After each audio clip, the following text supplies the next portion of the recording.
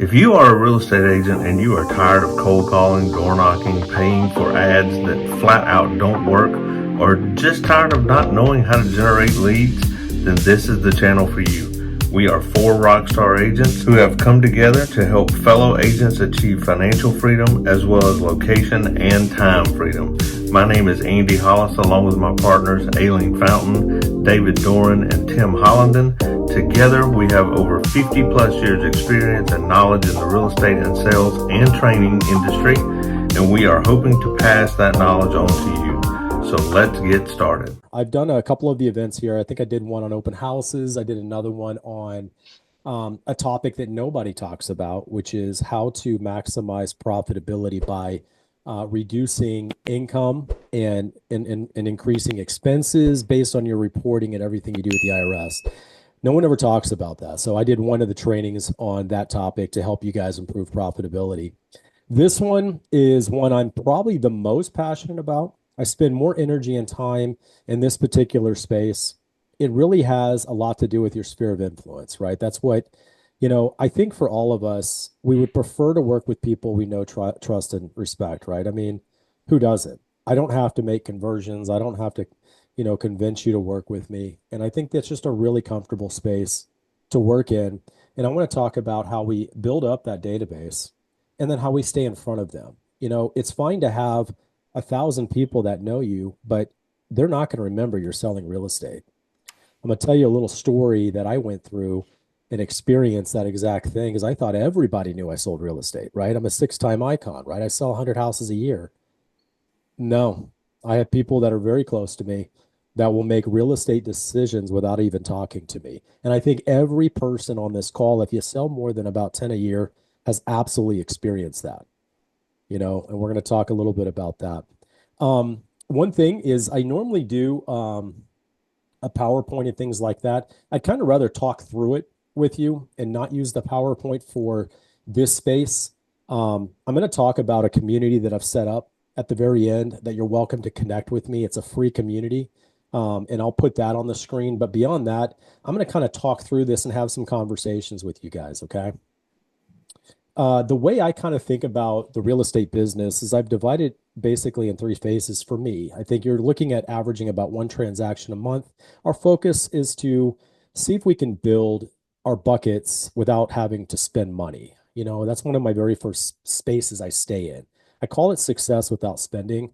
And that's where we have referral options. We have open house opportunities. We have sphere of influence opportunities, and we build this out. And our goal is to build out enough funnels to start building a business on. I think every agent can benefit from that. I'm not going to talk about that today. I'm just kind of giving to you in phases. That's the very first phase that I look at. Then I'm looking at really building out that sphere of influence. Now you can start day 1 on sphere of influence, but you've got to have enough people to connect with and relate with. So I kind of look at that as a little bit separate phase, averaging about 2 transactions a month. That's a good place to focus with what I'm going to talk about today, which is success in your sphere. And then the very last thing, which I'm not talking about today, is how do we build a sustainable, scalable business? I personally close about 10 transactions a month, and I cannot do that by myself. So you have to have certain systems and things in place. And that's going to be my next phase that I'm going to go through at some point in the future, not covering that today. The only thing I'm going to talk about today is the sphere of influence. Sean and I were talking offline before this, and I'll tell you a little bit about myself at a high level. I built a business that is a referral-based business. I don't work weekends. I don't work evenings. I don't know how many of you that are selling real estate as real estate agents know what that means or how to experience that. I also I'm working a lot right now because I'm building out a lot of training material and coaching material, and I do a lot of podcasts and interviews. So that's where a lot of my time and energy is. So I'm working actually a little more, but I work in an office Monday through Friday, and I go home at 4 o'clock and I go pick up my daughter and my son at the elementary school, and I come home, and I don't have any phone calls going on in the evening. I'm not going to tell you the secrets on how to do that yet. That's going to have to be a future lesson, but I'm painting this picture for you that it is absolutely possible to experience and live that way as a real estate agent. Right now, I host the #1 podcast for real estate agents in DFW. Dallas Fort Worth. It's our special marketplace here. And it's called Real Estate Success DFW with Sean Corbett. I've been doing that for just a short time. I've got about 10 or 12 interviews already loaded in, and it's starting to pick up quite a bit of traction. I just interview successful agents, and then I ask them, what's their passion? Why do you do what you do? What's exciting? And I think that resonates with anyone on here that's in the space. We all have something that really drives us to do this business. I'm the founder of the school platform, the Real Estate Success DFW community that I have on school. Currently, I average the top 0.5% nationally. I currently have sold over 300 million locally, and I've done about 500 plus transactions. And 95% of my closings are sphere of influence. Okay. Why do we want to invest in the sphere? Why do we want to put our time and energy in this space? Because you got to have a why. If I'm going to set up a system and I want to get all of my energy focused on that system, whatever it is. I mean, some of you may do FSBOs, you may do short sales, you may do expired listings. I'm certainly capable of doing those things, but they never drove me and got me excited enough to build a system. The sphere of influence, every person on here should really make that a part of their mission. You can take it the way I've done it, or you can come up with your own way to stay in front of your sphere, but they're the easiest clients to work with. And we're going to talk about why it's so magical, building out that sphere, and why it's so important to you. We're going to talk about who should be included in your sphere. Maybe not everybody needs to be in that sphere. How do we build our sphere? What can we do right now? And what we're going to be doing moving forward to continue to build it. You don't build it once.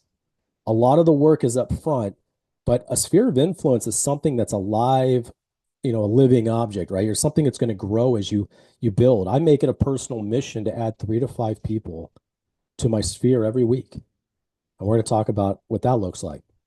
How do we stay in front of them? That's the core component that most of us are totally failing on. And it's mainly because you just don't think about it. You don't make it a part of your business. And I really want you to think about how to make it a real part of your business. I'll tell you what it's not. It's built on relationships, but what it's not cold calling. It's not door knocking. It's not postcards. It's not FSBOs. It's not expired listings. It's not even a pay for lead program. I don't have any of those things. Okay.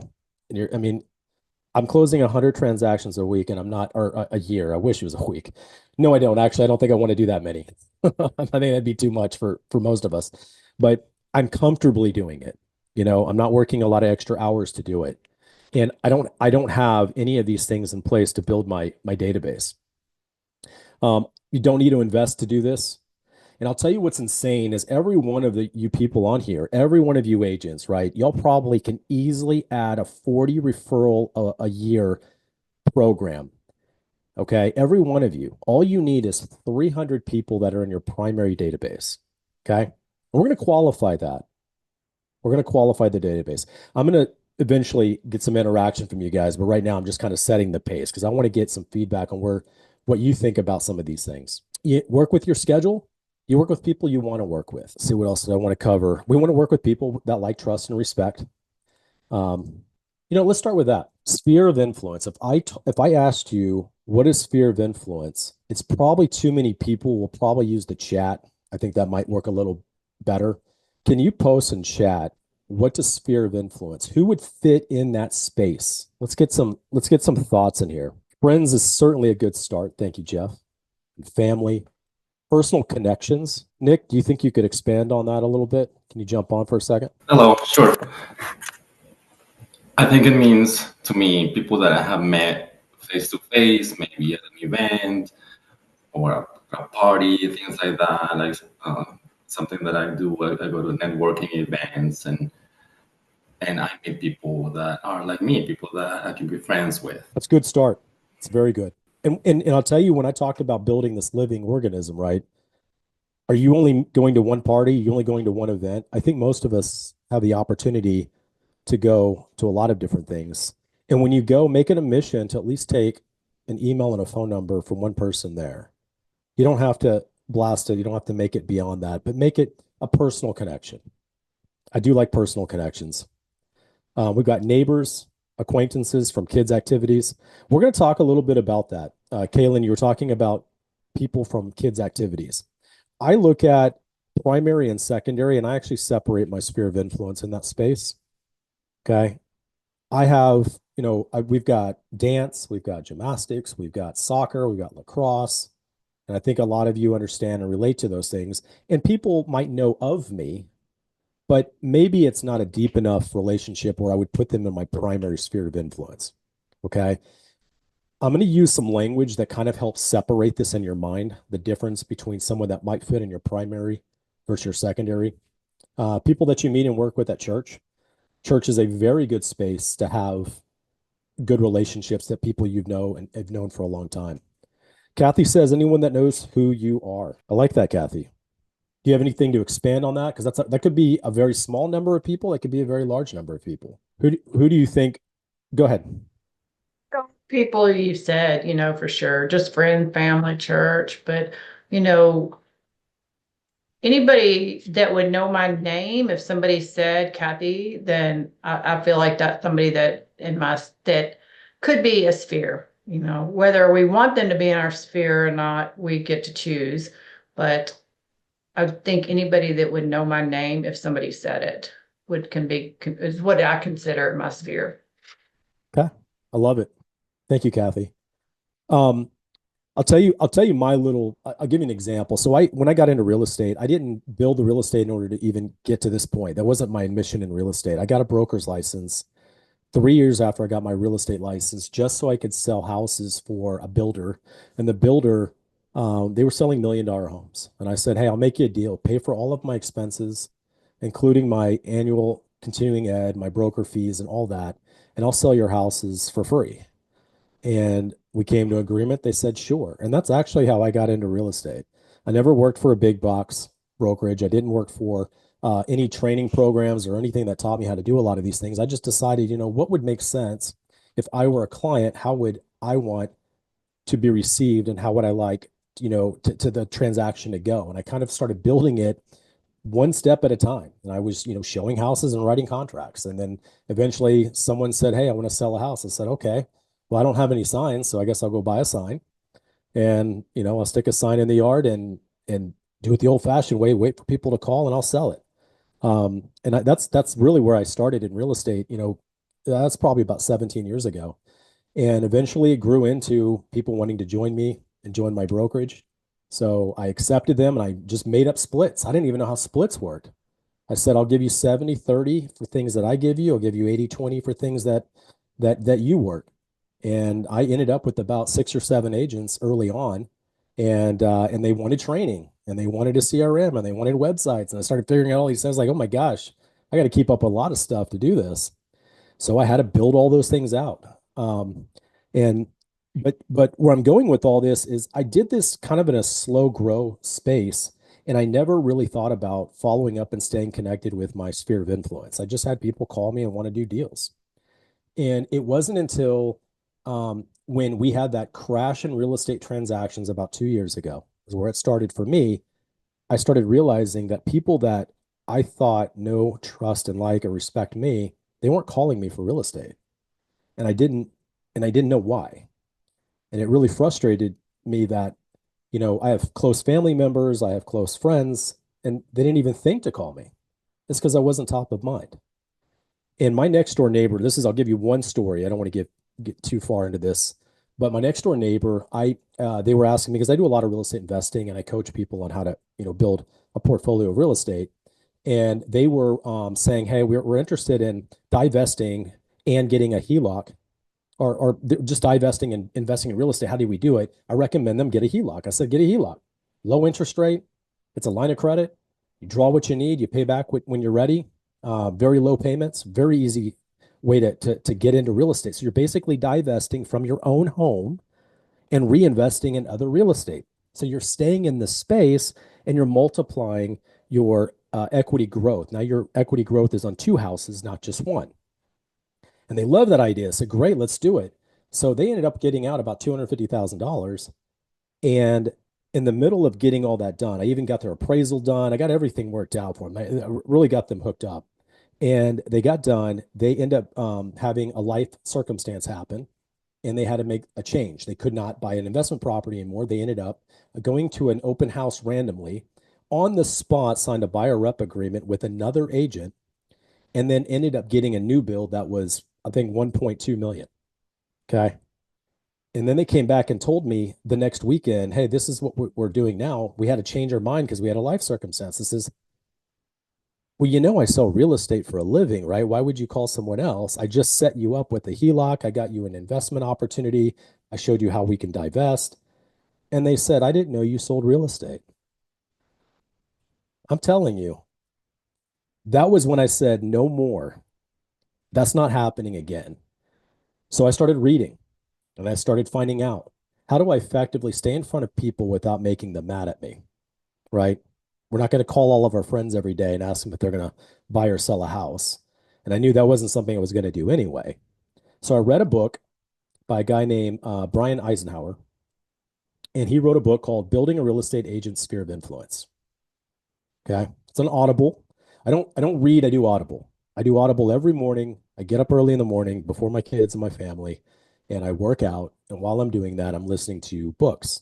And at this season, I wanted to absolutely figure out sphere of influence. And most of you probably know Gary Keller spent quite a bit of time in his Millionaire Agent book talking about the importance of staying in front of your sphere of influence and how many people to touch to get a certain amount of referrals.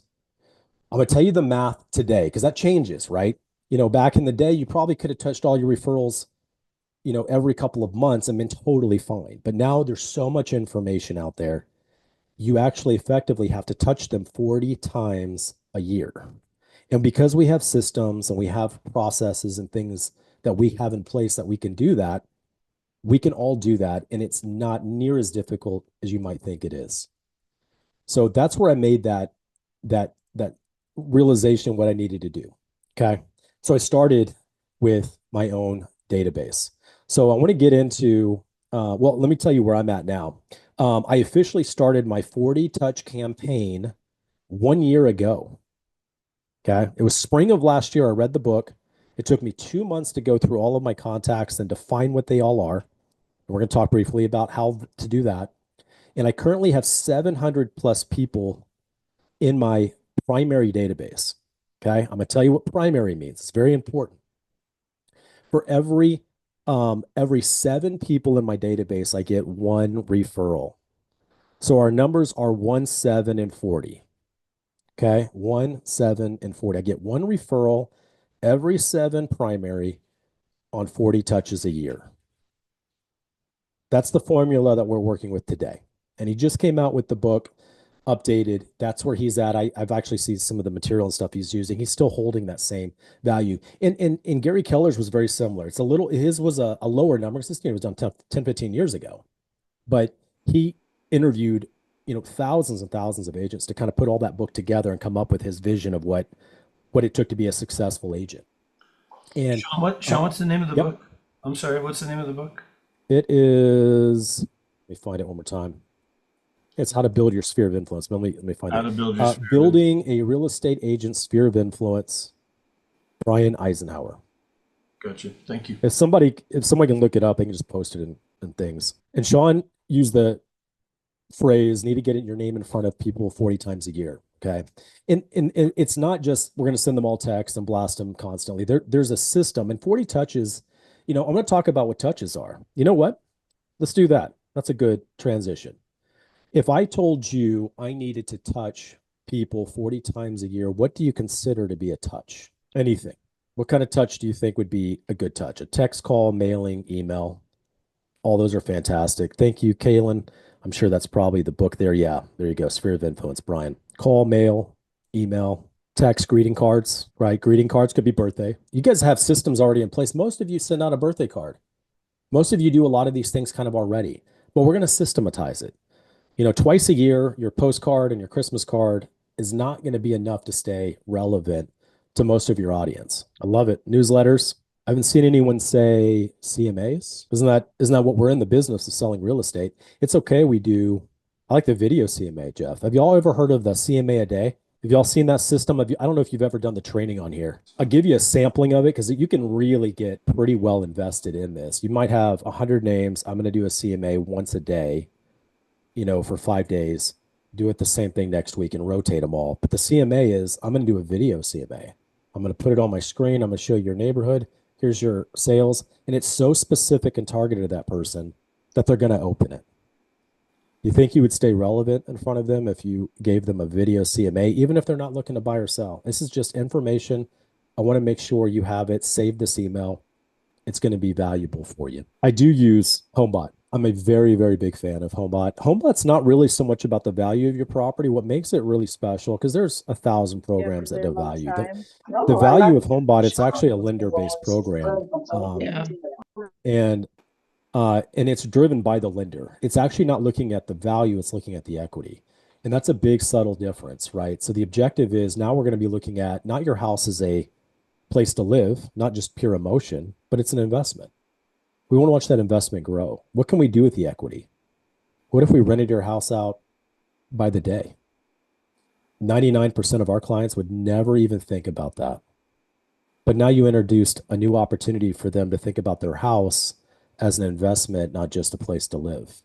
These are subtle changes that has major impact on you. And I get about an 80% click rate on my HomeBot system, and I've got about 400 names in there.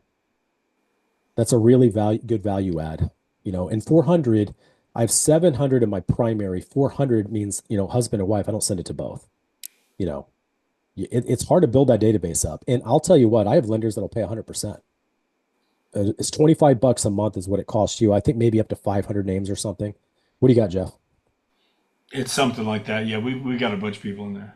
It's awesome that work because once you set it up, it just runs. It's automatic, So there's 12 touches right there because it goes out once a month. You can go on there and see everybody's interaction. The thing I love about it is the open rate. We get about a 60 to 70% open rate on those emails, which is unheard of in any kind of email marketing. That's the great thing about it. People really look at those, so they're awesome. Yeah, there's almost no system you can come up with that would even come close to that open rate. Even my newsletters aren't even close to that. So my delay, this is real important. We talk about action, right? The delay for me to start, I decided in the spring. It took me 2 months, go through my database, and then I went to, I had to come up with a newsletter. Okay. How many of us, and this is where you probably really relate, know that you should make video content consistently every week, and you don't do it? I mean, everyone on here has heard this, but we don't do it. And why don't we do it? Well, we don't know what we're going to sound like. We don't know what we're going to look like. We're not comfortable with it. We're getting in front of a camera. This is not a usual thing for us to do, and it's uncomfortable. I did the same thing on the newsletter. I wanted it to be professional. I wanted it to come from someone that's selling 100 houses a year, and I wanted to make that impact. And it took me 3 more months to decide on some type of system to get it going. So don't do that. I use Keeping Current Matters. It's the system I use.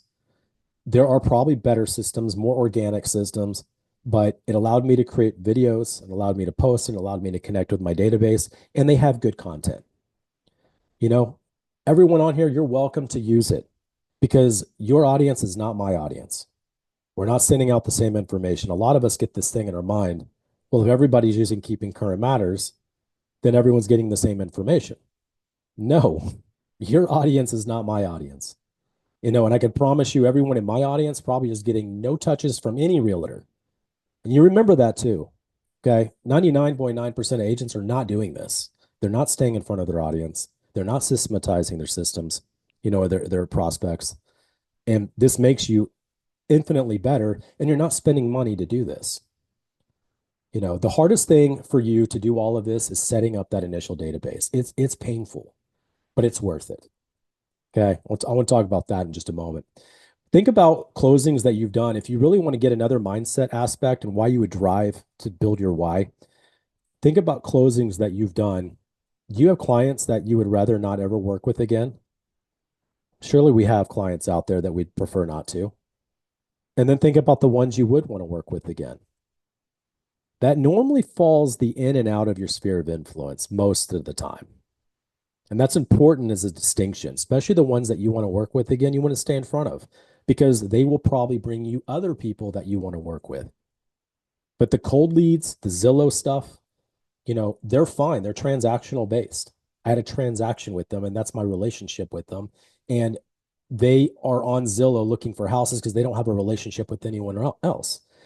And there's a reason for that a lot of times. It's not because they're wonderful, easygoing people. It's because they don't want to spend any more time in this than they have to, and they're not interested in the relationship. So it really helps build that why. Why would I invest heavy into a sphere of influence touch system? It's because you want to find people you want to work with. I'll tell you one thing, it's not sustainable. And I have this as a closing comment. It's not sustainable to, I don't think, okay, this is my opinion, but to spend $1,000 a month on postcards working with people you don't know, you don't have a relationship with, do that for 15 or 20 years. You think you'd be burned out, I would think. I've never been there. I didn't have to do it, but some of us have enough energy with people that we can start all the way over every day. I would rather just work with people that know, like, and trust me. And again, everyone has a different kind of space for this, but I would rather work with people that know, like, and trust me. You can tell an agent success by the size of their database. Okay. Now I'm applying it to agency. It applies in almost everything, especially in sales. If you have a small database, you're probably going to have a small referral group, and that's going to directly impact your success. You want to build a very strong primary base. And this one lead source, your primary base, will give you 100,000 a year in GCI. No problem. Very, very easy. All right, let's talk about primary. What does primary? So we have primary and secondary. I wanted to make that distinction. I love one of the examples from before. I mentioned all these teams and clubs that we're in. I'm also in the PTA. I do watchdogs at my school. They all know me, but they don't really know me. I can't add them to lists and start sending them CMAs and ask them to be my client, right? I don't have that relationship at that point. So I always try to define and separate primary from secondary. My very first criteria, and some of you were kind of leading to it, is do they know you by first name and do you know them by first name? That's usually a really good starting point. Okay. Really good starting point. I have people I've known for 35 years. I know their first name and they know me by first name. I know them. Maybe they never bought a house from me, but I'm probably going to add them into HomeBot.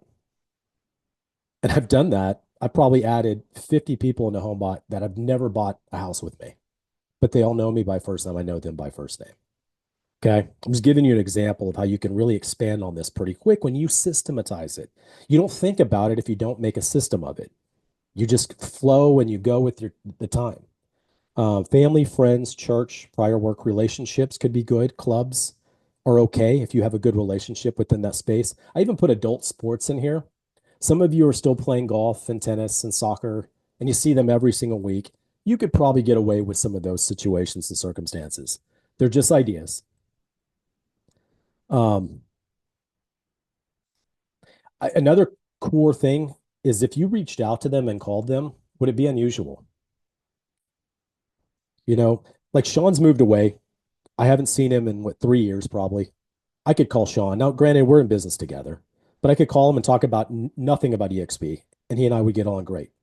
That type of relationship, right? Because I've known him for a long time. It's just good to have people that it wouldn't be unusual. And if we ever get in, and we'll get to the phone call space, but the phone call is really important. We're not going to talk about real estate. We're just going to see how they're doing. The whole thing is being top of mind, not, what can you do for me? And in no way in any of my content that I put out, am I looking for anything that I'm looking for someone to do for me. I'm giving them free advice, free opportunity, free education. Here's how I would offer this. I've got contractors for you. I give them solutions, and I'm not asking them for business. The whole thing is to be someone you like, trust, and respect, and you touch them 40 times a year, and you don't bring up a sales opportunity.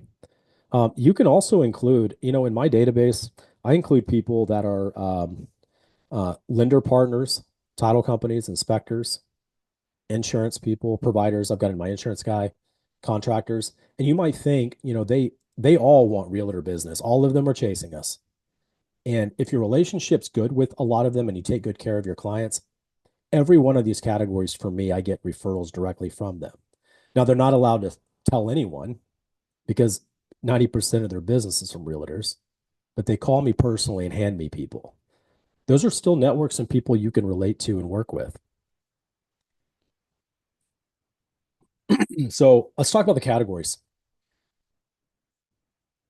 This might be a little hard for you to kind of imagine, but if you were to divide out your database, can you think of some categories you could separate them in? I'm going to give you the first one is primary. People know you by first name and you know them by first name. Outside of that, you're going to want to divide your database into at least 3 or 4 categories. Can you think of some categories that you would want to tag people in your database? Like I'm not even separating family. I'm putting family in my primary. What do you got, Sean? I would say when you think of all your children that are in sports and stuff, I think that'd be a whole nother category of everybody you've met through your children's events. That's good. No, you're going in the right direction. Yes, yes. You're actually going in the right direction of where I'm going with this. It's perfect. That's good. But we may have a category for that group, right? And it may not be because you need them in your phone, like, my son, because he's now 10. Now I'm starting to connect with parents, and now I have to get the parents' contact information to make sure I know who they are and know where they live and all those things. I'm probably not necessarily including them in my primary, but I got to have a relationship with them, right? Is there another category you guys might want to track? Maybe people that we need, but we may not send out primary contact info. This is a little harder space to think through, but how about agents? You guys plan on sending agents primary contact information stuff? Probably not, but you need them in your phone. And I think I know Jeff, Kathy, and Sean that are business builders of RevShare. It'd be good to collect agents in your phone. I thought about that years ago. I've got about 1,500 agents in my phone that I have both primary contact information and email, and I don't send them newsletters. You could, but I don't. I mean, there's not a reason to because they're not going to obviously call me for business. Do you have another comment, Sean? No, I'm just in there kind of thinking of all the different kind of categories. So now I'm just curious kind of where you're going with it, breaking them down. I mean, for sure, your past clients, I just put that in there. I mean, you want them in a category. You may treat them a little different than some other subcategory, or I do. I might. I like that. This is where you can really get detailed in a system. I'm a little bit more on the efficient side. I would rather be okay sending every person that knows me by first name. I know them by first name. My newsletter, connect with them on social media, set them up with HomeBot. Client or no client, if I know my first name, they know, and I want to work with them. There are people I don't want to have anything to do with, don't include in there because they'll call you for things. I've got a couple of them that call me, and I'm really uncomfortable talking to them because I don't want them to work with them. We got vendors, very good one. So I'm going to cover those. So I'll kind of move this along. So we got primary. I call a category secondary. Secondary is what Sean's referring to. People that we still want to touch. Maybe we don't give them more of the intimate personal things that we share, but we still want to talk with them or touch them or stay in front of them because at some point they're going to need to buy or sell. And maybe they wouldn't think of me top of mind, but I still want to stay in front of them. That would be people that I would put in the secondary. And I separate my primary from my secondary. Maybe Kathy's idea of past clients versus future clients. Maybe we can separate them in that space. But secondary are people that I may not make phone calls with, text. Maybe I don't hit them 40 times, but I still want them to get a newsletter. Vendors. That's another category that I use, and I call it other. Now, I have vendors that I want on my primary because I know they give me deals, and I want them to always remember me, even though they've got 100 other agents they work with. They're getting good, organic, personal information from me at the same time, and it costs me nothing to keep them on the list, right? But vendors would be like, you've got to have your doctor in your phone, you got to have a dentist in your phone, you got to have an attorney or different attorneys depending on your business. I don't necessarily need to send them in my primary, but I got to keep them in my phone. And this is important because we don't need 18 systems to do this. I'm going to give you the cheat code. I only use my phone. I don't even have a CRM. Okay. CRMs are for cold touch systems. I don't have a CRM. I have KV Core, but I don't use it. I use it for cold touches, because I get opportunities, but that's not my system that I'm managing and touching and being active in. I know I'm going to touch everyone through newsletters. I know I'm going to touch everyone through HomeBot. I know I'm going to touch everybody certain ways. And I consistently go through and pick up the ones that I haven't talked to in a while, and I regularly touch them. But I don't have a CRM managing any of this stuff. And I'm not telling you don't have to do it that way. That's just the way I do it. And I get a referral every day on 700 people. And I'm just now entering my first solid year after doing this for 1 year. I get a referral every day. I close about 8 transactions a month on just sphere of influence. Now, a referral every day doesn't turn into a closing every day. You'll know this. You feel them out. They're not ready to buy. They're just handed to you, and you still got to qualify them and work them through the system. But I'm still closing, 8 transactions on just sphere of influence so I know it works. So our 4 categories that I have set up: primary, secondary, other, and agent. And agent's optional for you guys if y'all want to connect a database of agents, because right now, starting in January, actually, I've already started. I'm doing the exact same system for agents. I have 1,500 agents in my database, and I'm going to send them and touch them 40 times a year. Just FYI, there's no reason why it wouldn't. It may not get the same results, maybe it's less, but it's something. And it's systematized, and I've already done it once. I can do it again. It doesn't cost me much time and energy to figure it out. Your database is your future. I use an app called Contact Plus. When you're in the process of doing the hardest thing you're going to do, building that database, you've got to manually go through your phone, and it's very painful. It's easier to use an app that works on a web page. I use something called Contact Plus. I think it's $100 a year. You guys know Contact Plus? Literally, I'm not kidding. I told you I add 3 to 5 a week. I mean, I'm just looking at this right here. These last few, I just added in the last 3 days, 4 days. Megan, Anna, Ollie. Ollie's an agent, high-performing agent, very sharp. I'm going to do a podcast interview with him. Julie, she's a producer for Real Producers. Not going to go in my primary. Jack Giblin, Earl referral. It's one of my buddies. He's absolutely going in my primary. Nate Nelson, it's a guy I've known for 35 years. He's going in my primary. I just haven't connected with them until just now. I got his contact and everything. These are just examples. But this system allows me to enter and I can assign them. You see over here, it says tags, agent, other, primary, and secondary. How many agents do I have?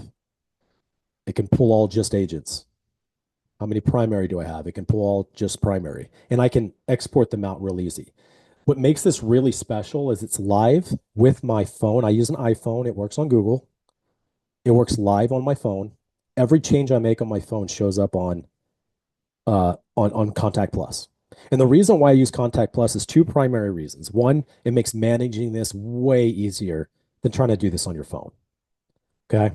And 2, it allows me to do whatever I want with a live database of contacts. I can transfer it into BombBomb, for example. That's how I do my newsletters. I use BombBomb.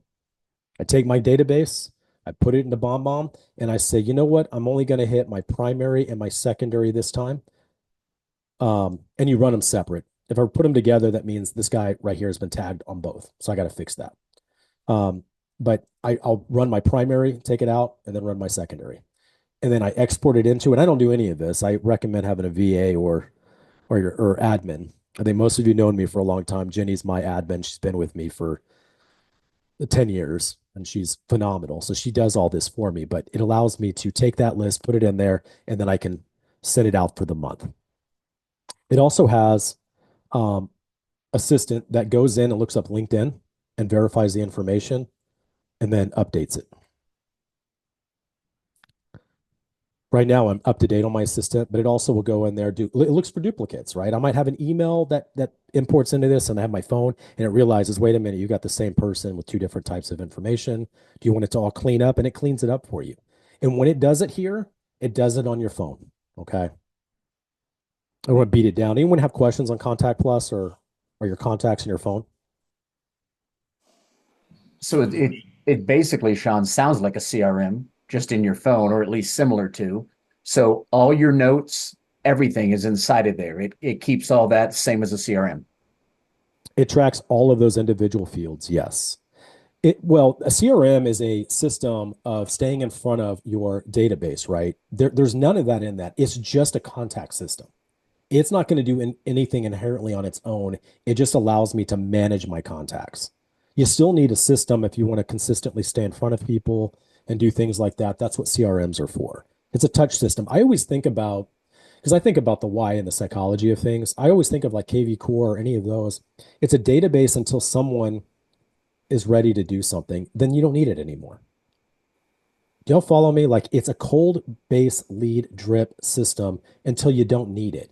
I don't need it to constantly send messages and tell me what's going on with the person I'm talking with and writing contracts for. I'm already past all that. I don't need it anymore. It's just a system to stay in front of people. That's kind of why I don't do CRMs, because I don't have cold base touch systems. I do relational systems and I touch people that know, like, and trust me. That's more important to me. And it's just easier for me. Any other questions on Contact Plus? You're going to be missing information. You're going through your database. I'm going to give you some things you're going to run into. What happens when you don't have an email address for a contact? You got a good relationship with them. You got a good close friends you've known for 15 years.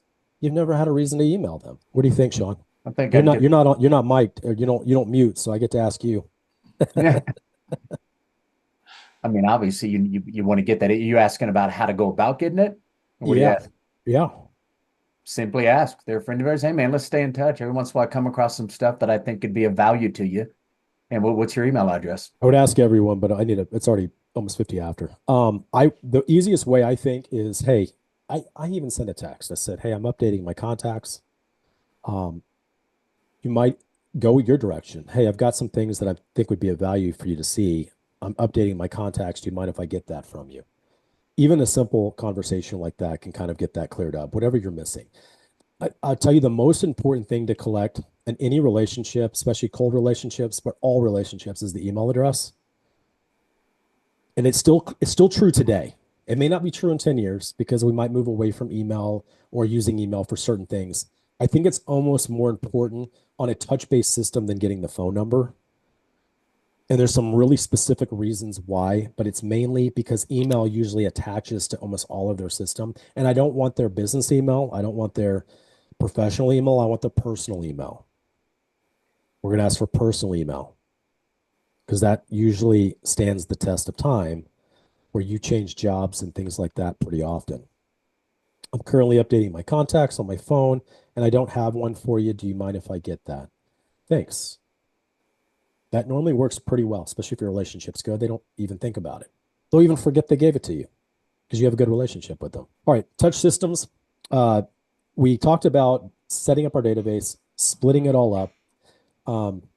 Do you have touch systems that you think would be good to stay in front of people? You've already got a few of them. You said HomeBot. We talked about CMA a day.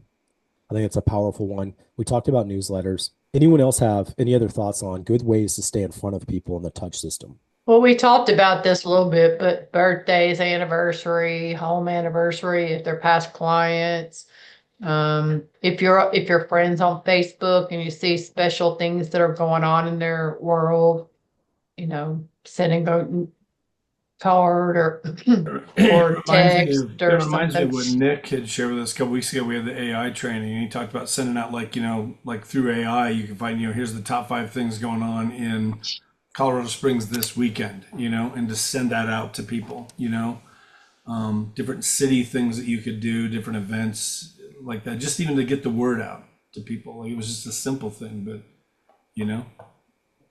I did an value. interview with a lady, and she's hyper local, hyper local. She sends out a newsletter. It is not how's the market, here's what's going on with the election and how it affects things. None of that. It's, you want to have fun, go here. And it's like right down the street. Like, she's hyper local. So know your business. If your business is really surrounded with people that you have that hyper local, which is incredibly powerful because that's highly connective, right? The more organic and personal you are, the higher the connection. That's really, really effective. My market is so large. Dallas Fort Worth is a very large space. So, and I have people that will buy and sell and invest and do things like this, and they're not that hyper local. I don't even sell that much in my own city. It is just I solve real estate problems based on client needs, not hyper local. So that's just been my space and where I've been. But that's really, really good. You brought up, I like the home anniversary thing. So I use a system called EvaBot. Anybody heard of EvaBot? Okay, EvaBot is a gift giving system. There's a lot of them out there, and it allows me to text them directly, and they put in their likes, so they get to customize a gift that they have interest in. They could be dogs, alcohol, How do you spell coffee. that, Sean? EVABOT. It's evabot.ai. So they've switched it to .com, it looks like, and the new company bought them. I'll just pop it in here. Give me 1 second to make sure. It looks like it still has the little bow for their. So EvaBot allows you to create customizable boxes, and so when I send out a gift, it comes in my own personalized box, and it has True West Realty Group, which is my realtor brand, and it looks like it's coming from me. But when it asks them questions, it asks them about their likes and interests and stuff like that, and it remembers all this. And then I send out, if I sell them a house on their home anniversary, it goes out to them. I don't do birthdays if I can. I feel like everyone's kind of playing in that space. So I send out a home anniversary because that's the relationship I have with them. That's me. Um, and but if they didn't buy a house from me because they're moved into an apartment or they move out of town and I still want to stay in front of them, I might do a birthday, but I'll do the week before. I'll say what's better than getting a gift on your birthday, you get it a week before your birthday. I'll have a little fun with it. And that works really well. But it's just another touch system to stay in front of them. I like EvaBot. I get to set the amount and then they pick out what they like. And it comes out to them and it's worked out pretty well. I'm actually going to probably wrap us up about now. It's already at 10:55. I'll give you some Q&A time if you guys would like. And I'll pick up the next space in January when we move on there.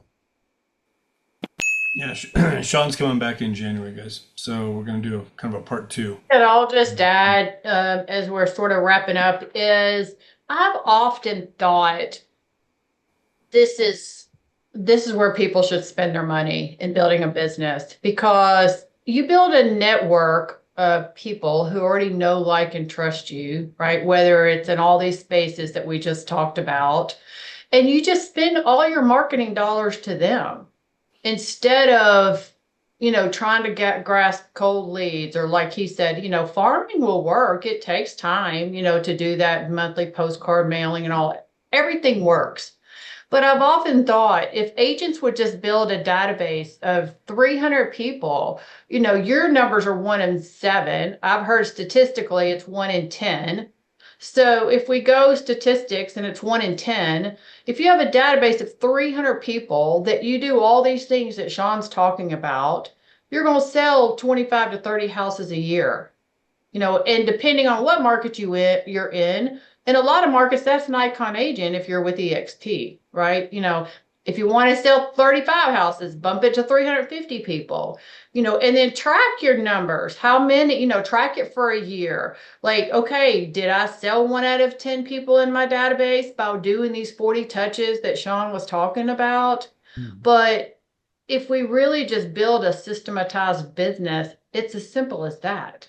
And you're dealing with people, like I just said, who already know, like, and trust you. You're building that relationship with them through the year, more and more as well. Maybe they don't know you that great in the beginning, but as you're continuing the process of the 40 touches, they're getting to know you more and more.